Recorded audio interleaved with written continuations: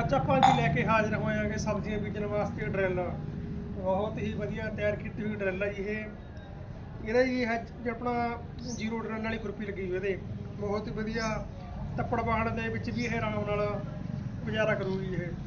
ਤੇ ਉੱਚਾ ਨੀਵਾਂ ਹੁੰਦਾ ਜੀ ਇਹ ਉੱਪਰੋਂ ਤੇਰੂ ਕਰਨੀ ਹੈ ਉਹ ਵੀ ਇਸ ਫੰਕਸ਼ਨ ਹੈਗਾ ਜੀ। ਤੇ ਬਹੁਤ ਹੀ ਵਧੀਆ ਹੈਵੀ ਤਿਆਰ ਕੀਤੀ ਹੋਈ ਹੈ ਜੀ।